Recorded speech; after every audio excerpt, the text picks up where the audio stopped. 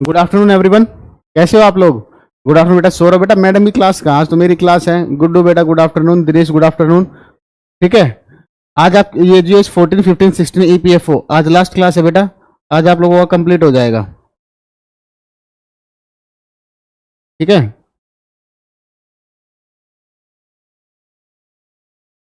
Made up of versus made up of. ये क्या अनुराग बेटा? जय श्री राम बेटा। अंकित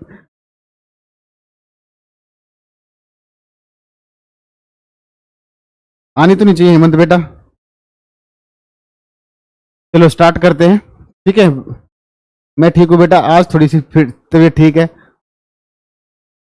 ऐसे बहुत मिस करोगे सुबह बेटा? मैं भी आप लोग को मिस करूंगा। आज जीएस 14 15 16 ईपीएफओ इन बैचेस का लास्ट क्लास है। रेडियो एक्टिविटी आज हमारा कंप्लीट हो जाएगा। तो हेडिंग डाल लो टाइम खराब ना करते हुए। Types of nuclear reactions. Types of nuclear reactions. Hindi में लिखोगे नाभिकीय अभिक्रिया के प्रकार। नाभिकीय अभिक्रिया के प्रकार। नाभिकीय अभिक्रिया के प्रकार। नाभिकीय अभिक्रिया के प्रकार। नाभिकीय अभिक्रिया के प्रकार। ठीक है। तो डिफरेंस की फॉर्म में लिखें। नहीं, जीएस 17 का लास्ट क्लास नहीं है बेटा। जीएस 17 में 4 क्लास और लगेंगी, 3 या 4 क्लास और लगेंगी इसके बाद जीएस 17 में। ठीक है। जीएस 18 में लगेंगे आपकी 4 3 7 8 8 8 के 8 क्लास के आसपास जीएस 18 में बची हुई 8 या 9 क्लास। सर मैं आपकी लाइव क्लास नहीं कर पाता हूँ टाइम की वजह से। आज मैं लाइव सर आपको बहुत अच्छा पढ़ाया, सारे क्वेश्चन सोल्व हो गए। Thanks sir. Okay thank you बेटा। वेलकम बेटा आकाश। ठीक है। अब डिफरेंस की फॉर्म में लिखोगे। लेफ्ट में लिखोगे न्यूक्लियर फ्यूजन। Nuclear fusion.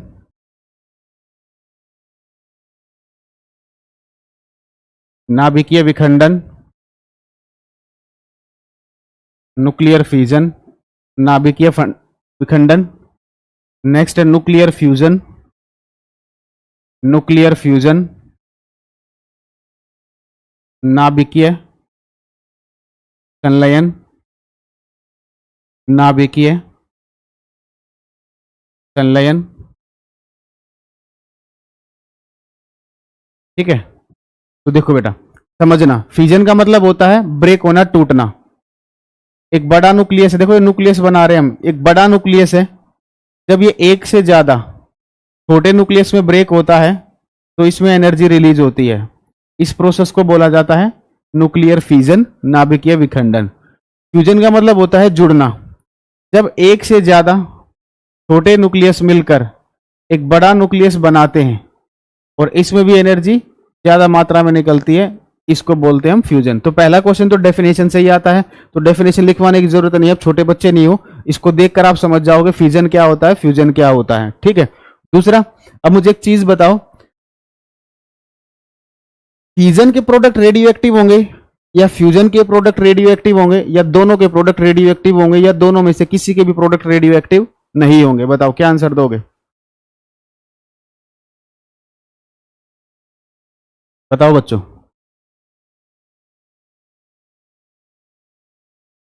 जल्दी बताओ। दोनों के होंगे, रूबी बेटा कह रही है। सर हम आपको जिंदगी बराबर रहेंगे इतना अच्छा। थैंक यू बेटा मनीष।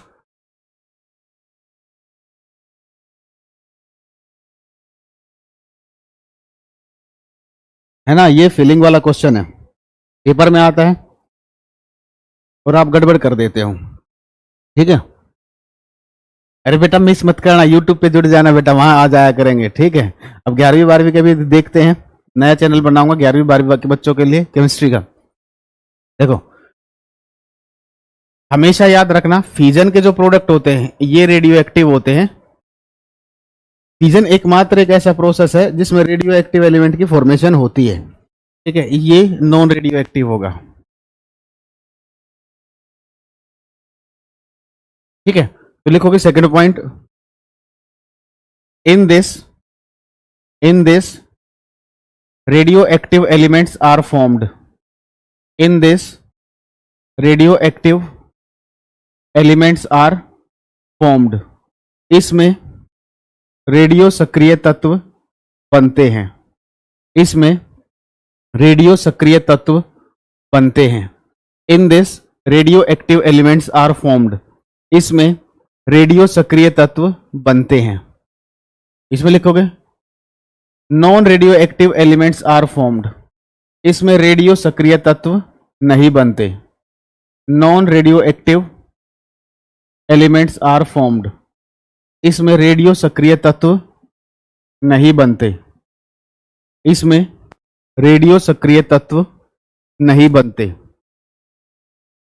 इसमें रेडियो सक्रिय तत्व नहीं बनते। अब मुझे एक बात बताओ, फ्यूजन में ज्यादा एनर्जी निकलती है या फ्यूजन में? आप लोगों ने पढ़ा होगा फ्यूजन में ज्यादा एनर्जी निकलती है। ठीक है, इसका लॉजिक आप लोगों को नहीं पता होगा। ठीक है, लॉजिक मैं बता देता हूं। मान लो इस सिस्टम में 100 जूल एनर्जी है।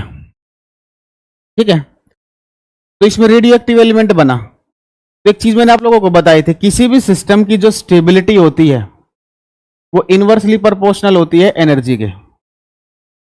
बताया था ये मैंने आपको। तो इसमें पहले 100 जूल एनर्जी थी, तो देखो इसने रेडियो एक्टिव एलिमेंट बनाया, तो ये जो एलिमेंट होंगे ये अनस्टेबल होंगे ना। रेडियो एक्टिव एलिमेंट अनस्टेबल होते हैं। अगर ये अनस्टेबल होंगे तो मैक्सिमम एनर्जी को 100 में से 90 जूल तो इन्होंने अपने पास ही रख ली। एग्जांपल के लिए मैक्सिमम एनर्जी अपने पास रख ली। क्यों रख ली? क्योंकि ये अनस्टेबल थे, स्टेबिलिटी कम थी, तो ये एनर्जी अपने पास ज्यादा रखेंगे, तो यहां पर जो एनर्जी होगी वो कम रिलीज होगी। इसलिए फ्यूजन में कम रिलीज होती है। नॉन रेडियो एक्टिव ज्यादा स्टेबल होते हैं, ज्यादा होते तो ये कम एनर्जी रखेंगे और मैक्सिमम को रिलीज करा देंगे। ठीक है, तो लिखोगे less energy is released.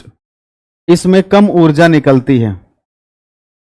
Less energy is released. इसमें कम ऊर्जा निकलती है। Less energy is released. इसमें कम ऊर्जा निकलती है। इसमें लिखोगे more energy is released. More energy is released.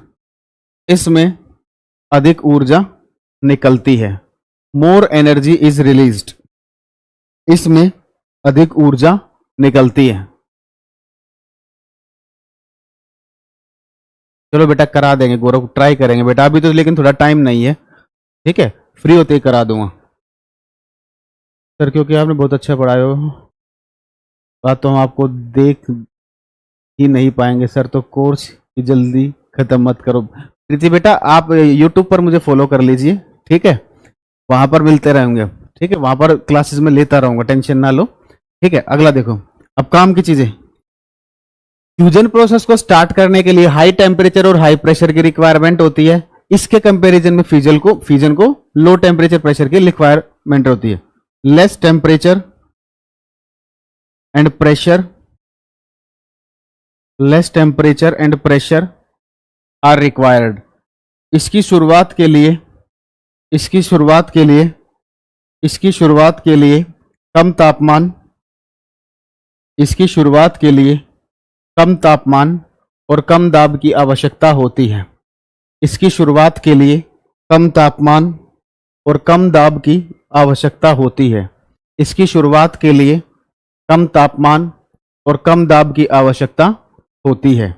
इसके लिखोगे मोर टेम्परेचर एंड प्रेशर,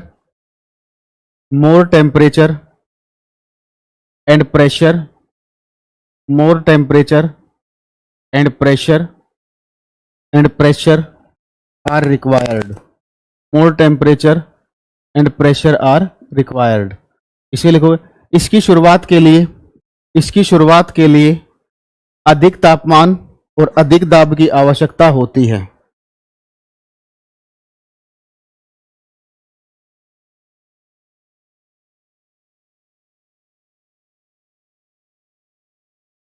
इसकी शुरुआत के लिए अधिक तापमान और अधिक दाब की आवश्यकता होती है। इसकी शुरुआत के लिए अधिक तापमान और अधिक दाब की आवश्यकता होती है। ठीक है, बात करें मनीष, फ्यूजन प्रोसेस को न्यूट्रॉन स्टार्ट करता है, फ्यूजन को प्रोटॉन। ये आप लोगों को नहीं पता होगा, ये आपके गुरुजी बताते हैं और कोई नहीं बताएगा। ठीक है, तो लिखोगे फ्यूजन किससे स्टार्ट होगा? न्यूट्रॉन से। It initiate bye it initiate bye neutron. इसकी शुरुआत न्यूट्रॉन के द्वारा शुरू की जाती है। इसकी शुरुआत न्यूट्रॉन के द्वारा शुरू की जाती है। इसमें लिखोगे इट इनिशिएट बाय प्रोटॉन। इसकी शुरुआत प्रोटॉन के द्वारा की जाती है। इसकी शुरुआत प्रोटॉन के द्वारा की जाती है। इसकी शुरुआत प्रोटॉन के द्वारा की जाती है फ्यूजन की संलयन की। ठीक है, अब एग्जाम्पल देख लेते हैं। एग्जाम्पल देकर पूछेंगे इसमें कौन सा प्रोसेस होता है। तो फ्यूजन का जो एग्जाम्पल है, फर्स्ट है न्यूक्लियर रिएक्टर। अभी ये पढ़ाऊंगा ये क्या होता है। न्यूक्लियर रिएक्टर,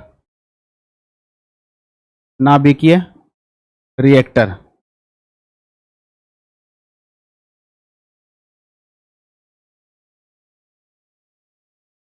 ठीक है, दूसरा इसका एग्जाम्पल है एटॉमिक बॉम्ब, परमाणु बम। एटॉमिक बॉम्ब, परमाणु बम। एटॉमिक बॉम्ब, परमाणु बम। इसका एग्जाम्पल लिखोगे। फेमस एग्जाम्पल है energy of sun. Energy of sun, सूर्य की ऊर्जा। एनर्जी ऑफ सन, सूर्य की ऊर्जा। सेकेंड है फॉर्मेशन ऑफ स्टार, सितारों का बनना। फॉर्मेशन ऑफ स्टार, सितारों का बनना।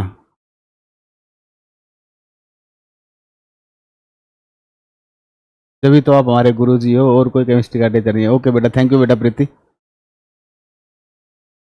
तीसरा हाइड्रोजन बॉम्ब। तीसरा हाइड्रोजन बॉम्ब। नोट कर चुके हो तो थम्स अप का साइन भेजो, फिर नोट करके कुछ और पॉइंट देखते हैं। नोट करते ही थम्स अप का साइन भेजें बच्चों।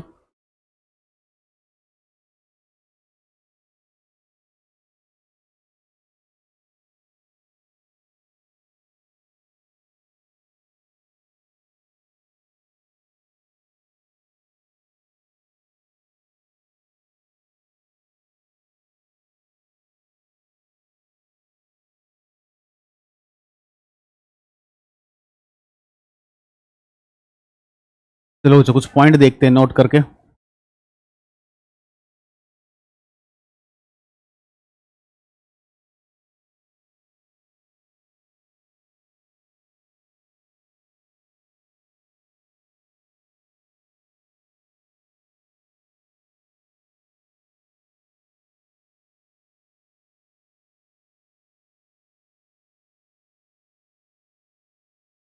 देखो, फ्यूजन प्रोसेस में भी एनर्जी रिलीज होती है, फ्यूजन में भी एनर्जी रिलीज होती है। वो एनर्जी आई कहां से, ध्यान से समझना, एक से समझ लो। जैसे फ्यूजन में क्या होता है, ये एक से ज्यादा न्यूक्लियस में ब्रेक होता है, एनर्जी निकलती है। फ्यूजन में उल्टा होता था, एक से ज्यादा छोटे नाभिक मिलकर एक बड़ा नाभिक बनाते थे, और इसमें भी एनर्जी रिलीज होती थी, इसमें भी ऊर्जा निकलती थी। ठीक है, तो देखो होता क्या, मान लो ये 100 ग्राम का मास है। ठीक है, तो जब ये टूटेंगे तो कितने के बनने चाहिए थे, 100 के बनने चाहिए थे, लेकिन ये आपके 100 से कम के बनते हैं, less than 100 gram. For example ये 90 ग्राम के बने, तो 10 ग्राम यहां पर बच जाएगा। 100 में से 90 ग्राम के बन गए, 10 ग्राम बच गया। यही आपका मास फिर कन्वर्ट होता है एनर्जी में।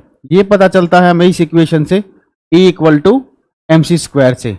सी स्पीड ऑफ लाइट है, ये तो कांस्टेंट रहेगी, इसमें तो कोई चेंज आएगा नहीं। तो अगर मास में चेंज आएगा तो वो किस में बदलेगा, एनर्जी में बदलेगा। इस इक्वेशन का नाम क्या था, अब ये मत बोलना आइंस्टाइन इक्वेशन, ये तो मूर्ख से मूर्ख बच्चों को भी पता है। क्या कह रहे हो बेटा सौरभ, 80 तो आपने ही दे दिया है, समझा नहीं। ठीक है, चलो देखो, हाँ, तो मास एनर्जी में कन्वर्ट होता है। इस इक्वेशन को क्या बोलते हैं, आइंस्टाइन इक्वेशन, ये सबको पता है, लेकिन पेपर में ये नहीं आएगी। 6 से 7 बार आपके एसएससी में पूछी गई है। इसका नाम होता है थ्योरी ऑफ रिलेटिविटी, सापेक्ष का सिद्धांत। तो इसके बारे में भी लिखवाऊंगा, सुनना पहले। थ्योरी ऑफ रिलेटिविटी, सापेक्ष का सिद्धांत। थ्योरी ऑफ रिलेटिविटी,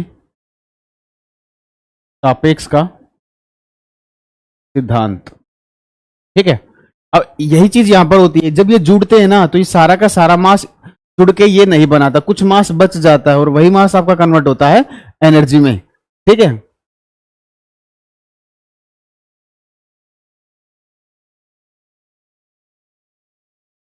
सर आपने जितना केमिस्ट्री में करवाया है अभी तक कंपटीशन के लिए किसी ने नहीं करवाया है। थैंक यू सर, वेलकम बेटा तरुण। ठीक है, चलो ठीक है। अब देखो, तो ये जो एनर्जी रिलीज हो रही है इसका रीजन क्या है, इस मास से आ रही है, तो पॉइंट लिखोगे, the energy released, the energy released, the energy released in nuclear, the energy released in nuclear fission or fusion, fusion or fusion is due to the, is due to the, is due to the conversion of, is due to the conversion of mass into energy, is due to the conversion of mass into energy. Hindi उसके बाद ये ये note कर लोगे ये वाला equation. ठीक है, हिंदी में लिखोगे, नाभिकीय विखंडन या संलयन में ऊर्जा, नाभिकीय विखंडन या संलयन में ऊर्जा, नाभिकीय विखंडन या संलयन में ऊर्जा, द्रव्यमान का, द्रव्यमान का ऊर्जा में बदलने के कारण निकलती है, द्रव्यमान का ऊर्जा में बदलने के कारण निकलती है, द्रव्यमान का ऊर्जा में बदलने के कारण निकलती है, द्रव्यमान का ऊर्जा में बदलने के कारण निकलती है, द्रव्यमान का ऊर्जा में बदलने के कारण निकलती है। ये इक्वेशन लिख लोगे। ठीक है,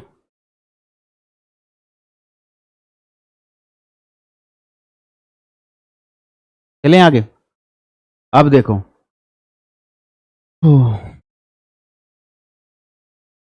सबसे पहला परमाणु बम किसने बनाया था? हाँ जी बेटा, सबसे पहला परमाणु बम किसने बनाया था? लिखोगे। Second point, first atomic bomb, first atomic bomb was made by, first atomic bomb was made by Otto Hahn, Otto Hahn and J. Robert Oppenheimer, and J. Robert Oppenheimer, and J. Robert Oppenheimer। ठीक है, और hydrogen bomb किसने बनाया था? Edward tiller ने। पहले हिंदी में लिख लोगे, सबसे पहला परमाणु बम, सबसे पहला परमाणु बम ओटो हान, सबसे पहला परमाणु बम ओटो हान और जे रॉबर्ट ओपनहीमर ने बनाया था। सबसे पहला परमाणु बम ओटो हान और जे रॉबर्ट ओपनहीमर ने बनाया था। देखोगे next, first hydrogen bomb, first hydrogen bomb, first hydrogen bomb was made by, सबसे पहला हाइड्रोजन बम, सबसे पहला hydrogen bomb, first hydrogen bomb was made by Edward tiller, Edward tiller. सबसे पहला हाइड्रोजन बॉम्ब एडवर्ड टीलर ने बनाया था, सबसे पहला हाइड्रोजन बम एडवर्ड टीलर ने बनाया था, सबसे पहला हाइड्रोजन बम एडवर्ड टीलर ने बनाया था।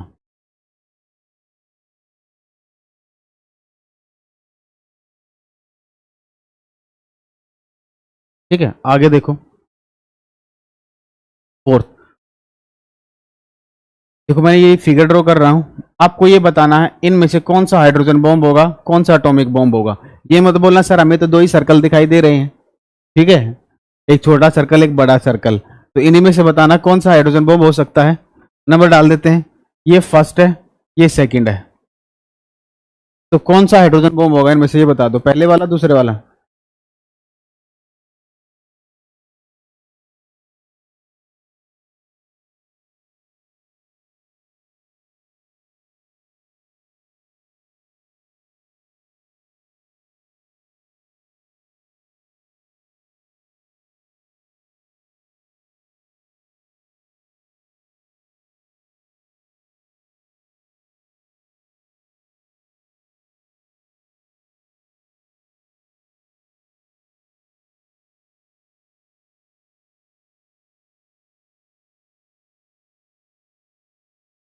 मेरी बात सुनो, देखो हाइड्रोजन बॉम्ब को स्टार्ट करने के लिए हाई टेम्परेचर और हाई प्रेशर की रिक्वायरमेंट होती है, ठीक है, अभी बताया था, क्योंकि वो फ्यूजन पर काम करता है। और नॉर्मल कंडीशन में हाई टेम्परेचर और हाई प्रेशर इतना क्रिएट कर पाना पॉसिबल नहीं है, ठीक है। तो जब भी हाइड्रोजन को स्टार्ट करने से पहले हमेशा याद रखना, सबसे पहले एटॉमिक बॉम्ब को स्टार्ट किया जाता है, क्योंकि एटम बॉम्ब में क्या होगा, न्यूक्लियर फिजन होगा, न्यूक्लियर फिजन से एनर्जी रिलीज होगी जिससे टेम्परेचर बढ़ेगा। तो ये वाला जो है फर्स्ट वाला, ये आपका एटॉमिक बॉम्ब होगा, क्योंकि पहले ये स्टार्ट होगा, ठीक है। तो इस एटॉमिक बॉम्ब के अंदर फ्यूल जो होते हैं, कौन से फ्यूल होंगे, यूरेनियम 238 या 235, ठीक है, प्लूटोनियम 239, ठीक है। ये है हाइड्रोजन बॉम्ब।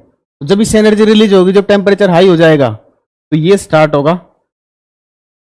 और इसके अंदर जो फ्यूल यूज होते हैं वो होते हैं ड्यूटेरियम ऑक्साइड और tritium oxide. Deuterium oxide D2O plus tritium oxide T2O, ठीक है।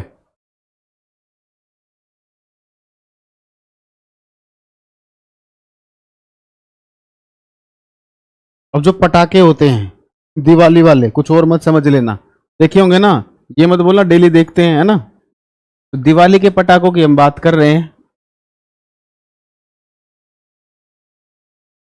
इनमें दो कलर से आपके क्वेश्चन पूछे जाते हैं, एक रेड कलर से, लाल रंग से, एक ग्रीन कलर से। तो रेड कलर जो आता है ये आता है स्ट्रोंशियम की वजह से, और जो ग्रीन कलर होता है ये आता है बेरियम की वजह से, ठीक है। जल्दी नोट कीजिए, फिर न्यूक्लियर रिएक्टर स्टार्ट करते हैं।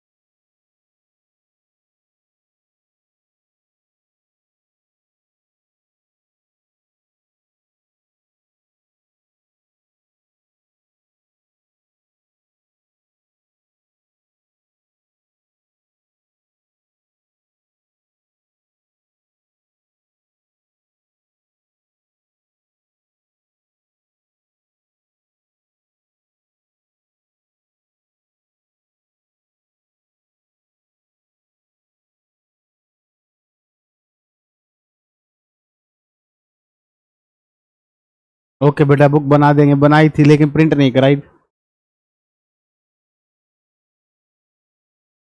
बेटा। एसएससी सीजीएल में ऑक्सीडेशन रिडक्शन से क्वेश्चन नहीं आते, कभी एक क्वेश्चन आया इसलिए नहीं है, वो आपका रेलवे का टॉपिक है बेटा, फिट पीसीएस वगैरह, वो रेलवे में आता है बेसिकली, ठीक है। अब हेडिंग डालोगे न्यूक्लियर रिएक्टर।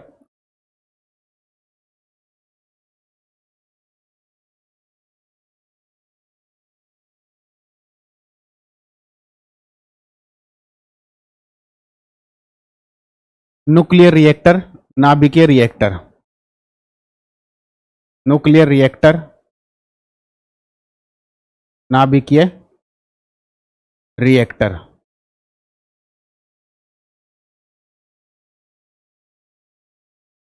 ठीक है। सबसे पहला पॉइंट इसका प्रिंसिपल, सिद्धांत, ये किस प्रिंसिपल पर काम करता है, किस सिद्धांत पर काम करता है, न्यूक्लियर फिजन पर या फ्यूजन पर। अभी लिखवाया था फिजन पर काम करता है। तो यहां पर जो फिजन होता है वो कंट्रोल होता है या अनकंट्रोल, कैसा होता है, कंट्रोल्ड होता है। कंट्रोल कैसे होगा, न्यूट्रॉन को स्टॉप किया जाता है। तो न्यूट्रॉन को स्टॉप कैसे करेंगे अभी देखना, तो लिखोगे controlled, controlled nuclear fission, controlled nuclear fission. ये भी लिखोगे नियंत्रित, नियंत्रित नाभिकीय, नियंत्रित नाभिकीय विखंडन। इसके अंदर फ्यूल कौन सा यूज होता है? ईंधन यूरेनियम 235।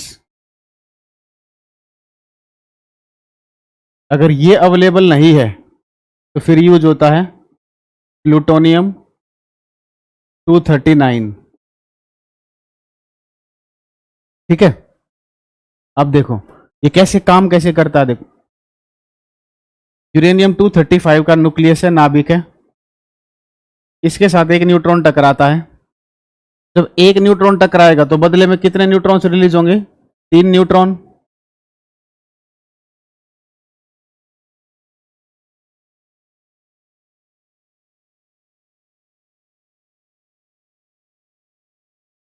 ठीक है, अब ये जो न्यूट्रॉन होते हैं इनकी स्पीड बहुत ज्यादा होती है, तो इनको बोला जाता है हाई स्पीड न्यूट्रॉन, तेज गति वाले न्यूट्रॉन। ये सारे हाई स्पीड न्यूट्रॉन है, तेज गति वाले न्यूट्रॉन है।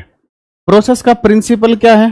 कंट्रोल्ड फिजन, नियंत्रित नाभिकीय विखंडन। तो प्रोसेस कंट्रोल कैसे हो सकता है? जब इन न्यूट्रॉन को स्टॉप किया जाए। और इन न्यूट्रॉन को स्टॉप कैसे कर सकते हैं? पहले भी इनकी स्पीड ज्यादा है, अगर अब इन्हें स्टॉप करने की कोशिश करेंगे तो ये स्टॉप नहीं होंगे, तो पहले इनकी स्पीड को कम कराना है।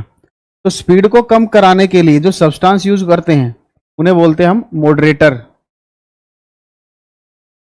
मॉडरेटर, मंदक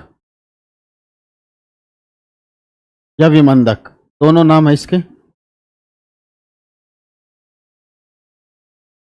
ठीक है, तो जैसे ये मॉडरेटर से पास होंगे इनकी स्पीड कम हो जाएगी। अब ये जो न्यूट्रॉन रिलीज होंगे यहां से, इन्हें बोलेंगे हम स्लो स्पीड न्यूट्रॉन, कम गति वाले न्यूट्रॉन। स्लो स्पीड न्यूट्रॉन, कम गति वाले न्यूट्रॉन। अब इनकी गति कम हो गई है, अब इनको रोका जा सकता है। तो इनको रोकने के लिए इनकी स्पीड को कम कराना पड़ेगा। सॉरी, स्पीड तो कम हो गई है, तो इनको रोकने के लिए यूज किया जाता है कंट्रोल रोड्स का। देखो हर चीज का फंक्शन नाम में ही छिपा है। कंट्रोल रोड मतलब प्रोसेस को जो कंट्रोल करेगी। और प्रोसेस कंट्रोल कब होगा? जब न्यूट्रॉन को वो स्टॉप करेगी या एब्जॉर्ब करेगी। तो कंट्रोल रोड का फंक्शन क्या होगा? न्यूट्रॉन को एब्जॉर्ब करना। ठीक है, तो जैसे ये न्यूट्रॉन को एब्जॉर्ब करेगी तो प्रोसेस हमारा कंट्रोल हो जाएगा, इसलिए इसको बोलते हैं कंट्रोल्ड न्यूक्लियर फिजन। अब ये इस सारे चीज को एक कंक्रीट वॉल में फिट किया जाता है, सराउंड किया जाता है। इस कंक्रीट वॉल को बोला जाता है शील्ड। अब इस प्रोसेस से बेनिफिट क्या होगा बेटा? जब ये न्यूट्रॉन इससे टकराएगा तो यहां से एनर्जी रिलीज होती है, ऊर्जा निकलती है। ये एनर्जी हमारे काम की है, इसका यूज करते हैं हम इलेक्ट्रिसिटी प्रोडक्शन में। इलेक्ट्रिसिटी कैसे बनती है? डैम से पानी गिराया जाता है, टरबाइंस को रोटेट कराया जाता है। तो टरबाइंस को हाई स्पीड में रोटेट कराना पड़ता है, और उन्हें हाई स्पीड में रोटेट कराने के लिए एनर्जी भी ज्यादा चाहिए, और वो एनर्जी आती कहां से? आपकी न्यूक्लियर रिएक्टर से। ठीक है, तो मॉडरेटर क्या होते हैं, कंट्रोल रोड क्या काम करती है, क्या एग्जांपल होते हैं, सारी चीजें लिखेंगे। एक बार ये डायग्राम बना लो, डायग्राम बनाने के बाद थम्स अप का साइन भेज देना। ठीक है बेटा, जल्दी करो।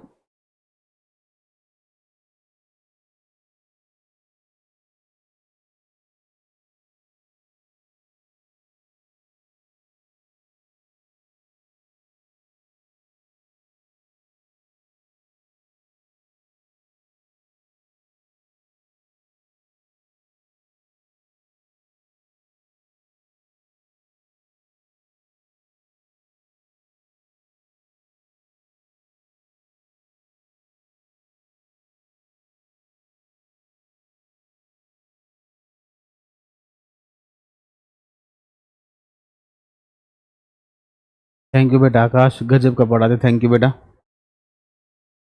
ओके बेटा, कोई बात नहीं बेटा, जॉब करते रहो, पढ़ते रहो। अरे ब्रजराज अभी तो बोला सब बताऊंगा, अभी ये तो लिख लो बेटा पहले। ऑफलाइन बेटा प्रूडेंस में पढ़ाता हूँ।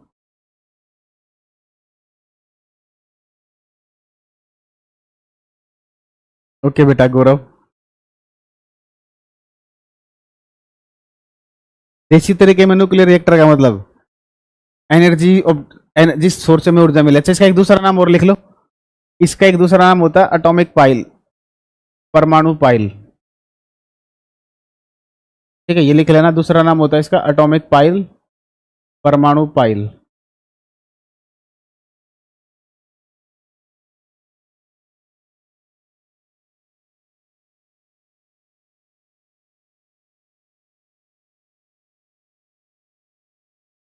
अरुण बेटा साइंस स्पेशल अगले महीने आएगा।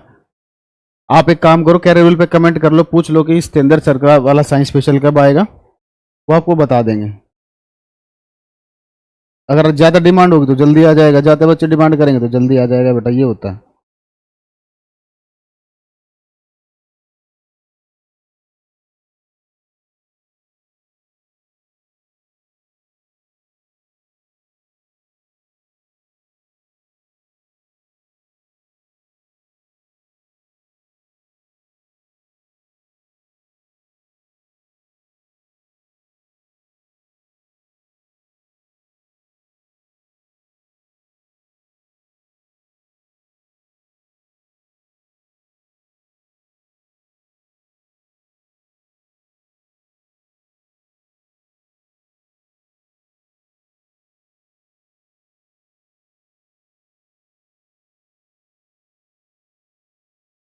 नोट करो बेटा।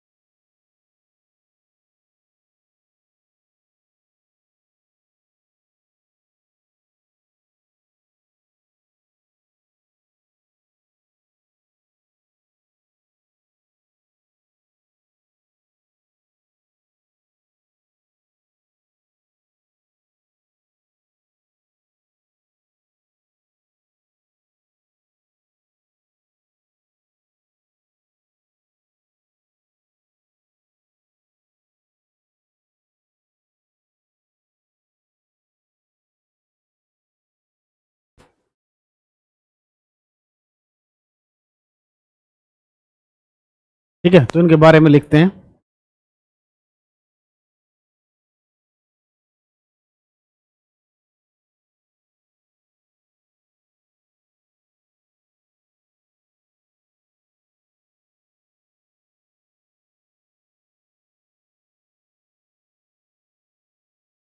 आईडी डालोगे, मॉडरेटर, मॉडरेटर, मंदक। तो मॉडरेटर का फंक्शन क्या होता है, ये न्यूट्रॉन की स्पीड को कम करता है। ठीक है, लिखोगे, it reduces the, it reduces the speed of neutron. यह न्यूट्रॉन की गति को कम करता है। देखोगे, यह न्यूट्रॉन की गति को कम करता है। इसका सबसे बेस्ट एग्जांपल होता है हैवी वाटर, भारी जल, D2O। ठीक है, इसी का दूसरा नाम होता है, केमिकल नेम लिखोगे, deuterium oxide.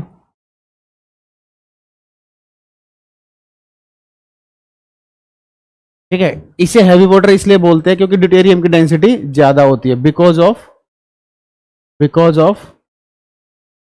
Greater density of deuterium, because of greater density of deuterium, because of greater density of deuterium. Hindi में लिख लोगे भारी जल, क्योंकि इसका घनत्व अधिक होता है, क्योंकि इसका घनत्व अधिक होता है, क्योंकि इसका घनत्व अधिक होता है, क्योंकि इसका घनत्व अधिक होता है। शिवम बेटा प्लेटिनम ही लगाना है। ठीक है, अलग अलग वैरायटी होती है, जो आप पूछ रहे हो ना, अलग अलग बेस पर डिसाइड किया जाता है। अब अगर हैवी वाटर ऑप्शन में नहीं है, तब आप आंसर लगाओगे ऑर्डिनरी वाटर, साधारण जल, ऑर्डिनरी वाटर, साधारण जल, ऑर्डिनरी वाटर, साधारण जल, ऑर्डिनरी वाटर, साधारण जल। ये भी अवेलेबल नहीं है तो फिर लगाओगे ग्रेफाइट, ग्रेफाइट। ठीक है, तो इन तीनों में से सबसे बेस्ट ऑप्शन ये है, फिर ये है, फिर ये है। ठीक है, नेक्स्ट लिखोगे कंट्रोल रोड्स, नियंत्रक छड़े, कंट्रोल रोड्स, नियंत्रक छड़े, कंट्रोल रोड्स, नियंत्रक छड़े। कंट्रोल रोड क्या करती है? न्यूट्रॉन को एब्जॉर्ब करती हैं, तो लिखोगे इट एब्जॉर्ब द न्यूट्रॉन्स। ये न्यूट्रॉन को अवशोषित करती हैं। इट एब्जॉर्ब्स द न्यूट्रॉन, ये न्यूट्रॉन को अवशोषित करती हैं। इट एब्जॉर्ब द न्यूट्रॉन्स, ये न्यूट्रॉन को अवशोषित करती हैं। इट एब्जॉर्ब द न्यूट्रॉन्स, ये न्यूट्रॉन को अवशोषित करती हैं। ये न्यूट्रॉन को अवशोषित करती हैं। ठीक है, ये किसकी बनी होती हैं? बोरॉन की, कैडमियम की, स्ट्रोंशियम की। किसकी बनी होती हैं?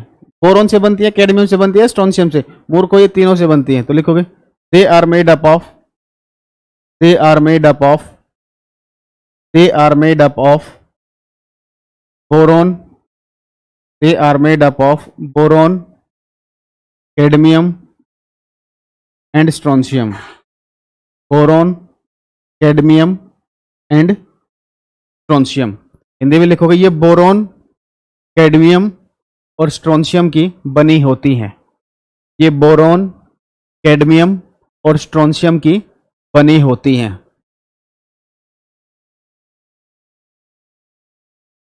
ये बोरॉन, कैडमियम और स्ट्रोंशियम की बनी होती हैं।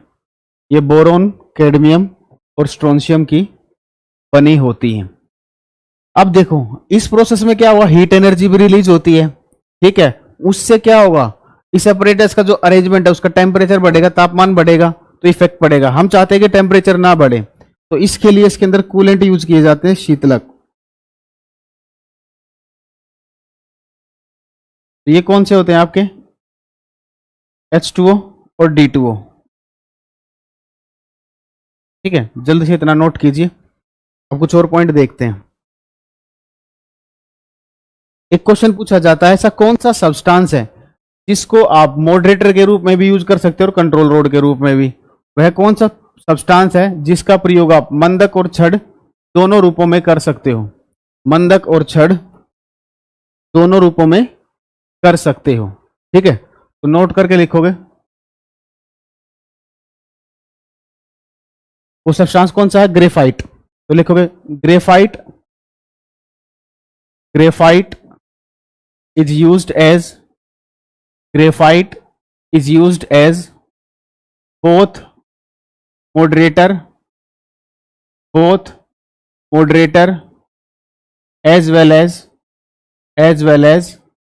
control rods, as well as control rods। Hindi में लिखोगे ग्रेफाइट का प्रयोग, ग्रेफाइट का प्रयोग मंदक और छड़, ग्रेफाइट का प्रयोग मंदक और छड़ दोनों रूपों में किया जा सकता है। ग्रेफाइट का प्रयोग मंदक और छड़ दोनों रूपों में किया जा सकता है। दूसरा, सबसे पहला जो न्यूक्लियर रिएक्टर था वो किसने बनाया था? एनरिको फर्मी ने। ठीक है, ऑर्डिनरी वाटर बेटा जो पानी आप यूज करते हो, नॉर्मल वाटर जो होता है वही लिखोगे। The first nuclear reactor, the first nuclear reactor, the first nuclear reactor was made by, the first nuclear reactor was made by Enrico Fermi, was made by Enrico Fermi। सबसे पहला नाभिकीय reactor, सबसे पहला नाभिकीय रिएक्टर एनरिको फर्मी ने बनाया था। सबसे पहला नाभिकीय रिएक्टर एनरिको फर्मी ने बनाया था। सबसे पहला नाभिकीय रिएक्टर एनरिको फर्मी ने बनाया था। सर मैं कभी भी लाइव आकर नहीं पढ़ता, लेकिन आज आपका आखिरी दिन है, इसीलिए आपको दिल से शुक्रिया और थैंक यू बेटा मुझे। आप लोगों को यही प्यार तो पढ़ाने के इसी वजह से तो पढ़ाने में मजा आता है हमें। अब तीसरा देखो, भारत का सबसे पहला नाभिकीय रिएक्टर कौन सा था? नाम ये ऐसा भूलोगे नहीं, अप्सरा। तो लिखोगे Indian first nuclear reactor, Indian first nuclear reactor, सबसे पहला भारत का सबसे पहला नाभिकीय रिएक्टर, भारत का सबसे पहला नाभिकीय रिएक्टर अप्सरा। और विश्व का Chicago pile, fourth world first nuclear reactor, इसका नाम क्या था? Chicago pile, Chicago pile. अब चेरनोबिल एक प्लेस है, वहां पर न्यूक्लियर रिएक्टर में लीकेज हो गई थी, जिसकी वजह से काफी लोगों की डेथ हुई थी, उसे नाम दिया गया चेरनोबिल डिजास्टर, चेरनोबिल विपदा। तो पेपर में आपसे पूछते हैं कि जो चेरनोबिल डिजास्टर होता है वो किससे संबंधित है? आपका न्यूक्लियर रिएक्टर, या बोलोगे रेडियो एक्टिविटी से। तो लिखोगे पांचवा point, Chernobyl disaster, Chernobyl disaster, Chernobyl disaster is linked with, Chernobyl disaster is linked with radio activity, is linked with radio activity. Hindi में लिखोगे चेरनोबिल आपदा, चेरनोबिल आपदा स्लैश करके लिख लो रेडियो एक्टिविटी और न्यूक्लियर रिएक्टर। चेरनोबिल आपदा रेडियो सक्रियता, radio सक्रियता या नाभिकीय रिएक्टर से संबंधित है, रेडियो सक्रियता वह नाभिकीय रिएक्टर से संबंधित है। एक होता है बेटा ब्रीडर रिएक्टर, ये सिलेबस में नहीं है, इसका कुछ पॉइंट आप याद रखोगे, ठीक है।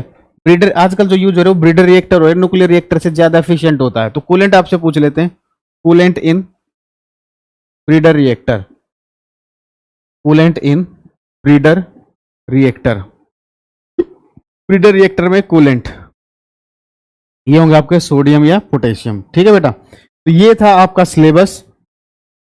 आज हमारा जो कंप्लीट हुआ है batch CS 14, 15, 16 EPFO,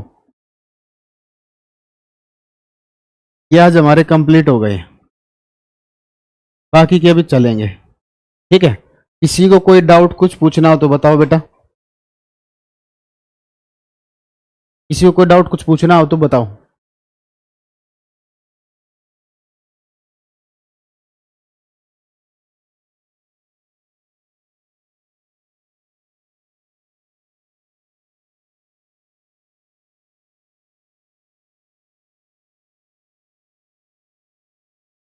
breeder reactor में शीतलक, ब्रीडर रिएक्टर में शीतलक या ब्रीडर रिएक्टर का शीतलक, ठीक है बेटा। टॉपिक्स और कौन से एनटीपीसी के लिए पढ़ने तो मैं बता देता हूं बेटा, ठीक है। टाइप्स ऑफ रिएक्शन आपको पढ़नी है, रिएक्टिविटी सीरीज आपको पढ़नी है, मोल कॉन्सेप्ट आपको पढ़ना है, ठीक है। मोलैरिटी, मोलैरिटी इक्विवेलेंट वेट वगैरह ये सब आपको पढ़ना है, इक्विलिब्रियम आपको पढ़ना है। अच्छा बेटा, और gases laws of gases laws आपको पढ़ने हैं, आइडियल गैस इक्वेशन आप लोगों को पढ़नी है, ठीक है। अरे सिद्दीक को साल में एक बार तो मूवी देखते हैं, तो थैंक यू बेटा आशुतोष, ठीक है। और क्या कहते हैं आयनाइजेशन एनर्जी का टॉपिक आप लोगों को पढ़ना है, ठीक है।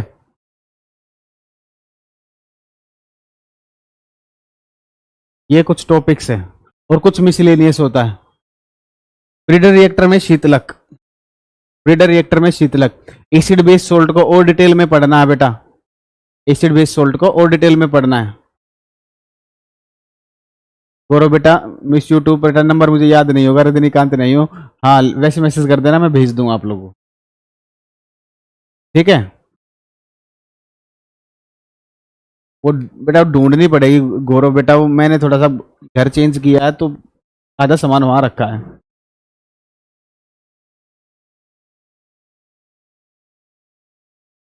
अच्छा अभी कुछ टाइम पहले से आएगी, मिस यू ऑल बच्चों। जियोलाइट बेटा हाइड्रेटेड एल्यूमिनियम सिलिकेट्स को बोला जाता है जियोलाइट, ठीक है।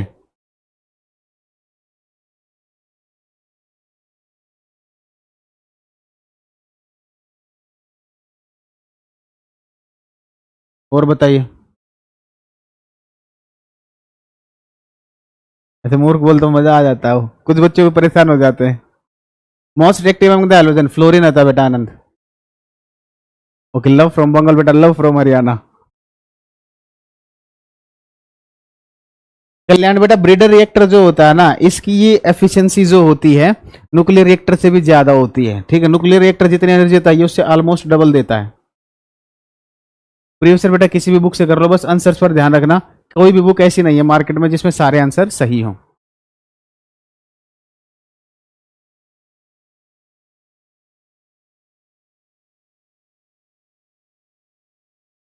गौरव बेटा मन नहीं कर रहा, मैं हर क्लास में गौरव नाम को पिछली क्लास में एक ऐसा स्टूडेंट था जो बहुत वो करता था।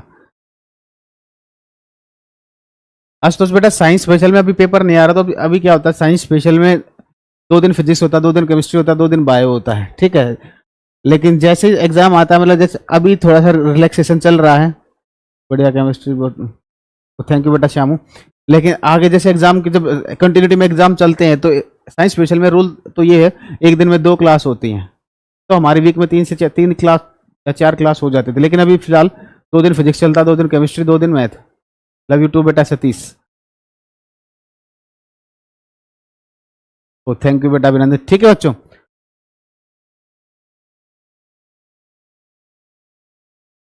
चलो बच्चों ठीक है, अच्छे से तैयारी करना। ठीक है, अभी ऐसा नहीं है कि पेपर नहीं हो रहा तो आप तैयारी छोड़ दो बेटा, अभी अपनी तैयारी को अच्छे से कर लो ताकि पेपर हो तो आपकी रैंक बहुत बढ़िया आए, आपको अपनी मन पसंदीदा जॉब मिले। ठीक है, रिलैक्स होकर नहीं बैठना है। ठीक है, सिलेक्शन हो, मेरा नंबर आप लोगों के पास है, जरूर बताना। ठीक है, ऐसे मेरी स्माइल में इंस्पिरेशन है, तो कोई बात नहीं बेटा, जब भी परेशान हो तो एक बार गुरु जी क्लास खोल के देख लेना। ठीक है, तो बेस्ट ऑफ लक सभी को, तो अच्छे से तैयारी करना। कोई डाउट आए नंबर है मेरा, मुझसे पूछ लेना। ठीक है, क्वेश्चंस मैं यूट्यूब पर कराता हूँ, वहां से करते रहना। ठीक है बच्चों, डेली आता हूँ बेटा रात को 9:30 बजे। ठीक है बेटा गौरव बेटा बिल्कुल श्योर, लेकिन बेटा पहले एग्जाम निकालना। गौरव मैं ये कहूंगा, टीचिंग तो बाद में भी चलती रहेगी, टीचिंग तो आप कभी भी कर सकते हो, लेकिन एग्जाम हमेशा नहीं निकाल सकती। ठीक है, उसके लिए कंडीशन है आपकी एज। हाँ कॉल कर सकते हो बेटा, फ्री होंगे तो मैं उठा लूंगा, नहीं तो मैं बाद में कॉल बैक कर लूंगा। ठीक है बच्चों, चलो ओके, थैंक यू।